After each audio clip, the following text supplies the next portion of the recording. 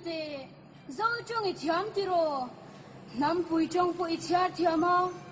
alo mom mange thiam inga viau lai hiam inun ber hi chia thiam lawang ti va hlom em mi tunan chia reng che mi tunan khi reng che status and stop ilom zong an phok kan ti kan soi kan khoi kan en mangin sing nun thon thu kan sia che si a tang va teu hei shring ro thazana nala mai nut en su an no victor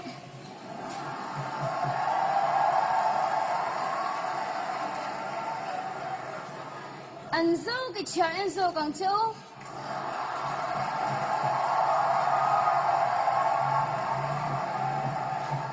an rim tu na chuan thlem lung oi chu su se an thin lung thlir zok ro ngai te nung lam vor po piang thang kher su in met sin khut ni lo chuan u chuang tu ke in chi chi po gal san ro I chom zo lo palang e pathian ni singa fa ti tholom simutan chuan thangang che mari anga nun moi le chung chai mi ke mang chi hi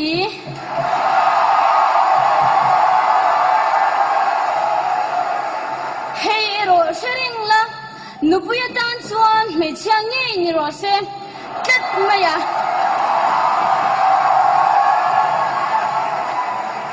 tun lai nu la chuan chung te tel lawa chi ken dinar e pu te hi nam pasal chan ti velawa khan la tura thau man lo tang va te hi pasalatan an e dal khat nia thogrim si lawa meng rim swal sim si lawa fel sim legend antilo nu le pa te chom hlomin pathian om karing lo I lo ti palange nang I om chuan pathian om lutukang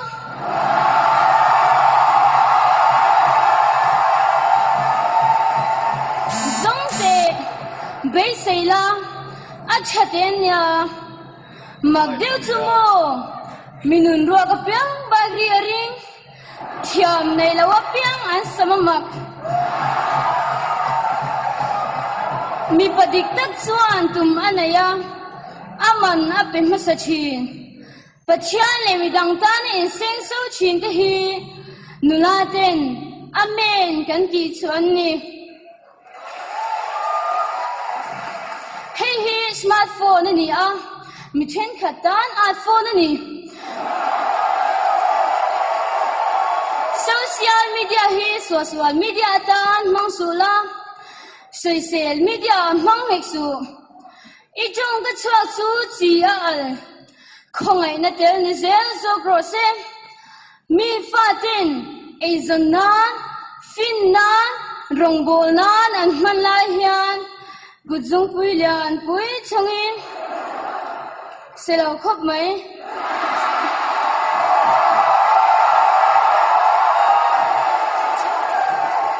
du tap che tinan chau I mang bi kange Hindu Muslim le pathian om ring lo tinena kanom khom na huna hian nang chuan chanchin chashil tulam na lo thok te che hei po hi sil ka du che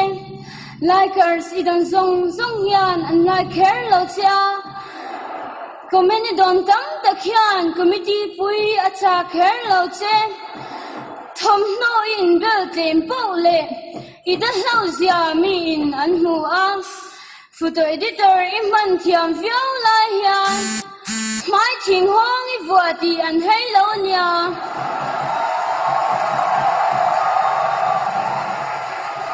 Thu cha apiang swan kwa zong ching te hi mi fel siat ni tlem an ni du phian an ti chu thogrim te khovela hian mi faten thei to pan chu a malam hun thira athim avar thulwa tumru na chu chanan nei lain nangin Nilayin ka ngai che zan khwain ka vei che eng tin ne ni don ti vel mai mai anun imhan chuan mo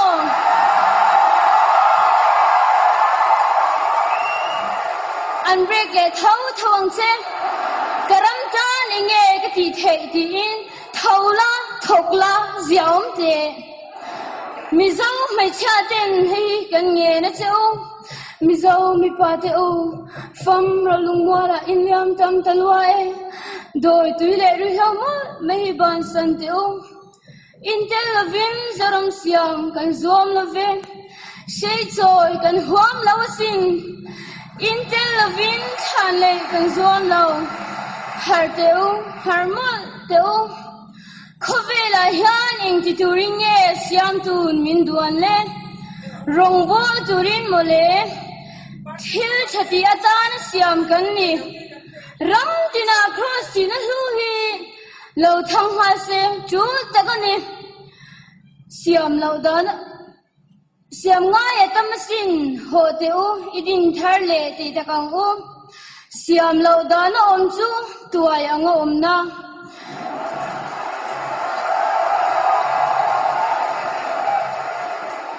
du dana om chu du lo dana om na i swa du dana om chu chatua na num na kalome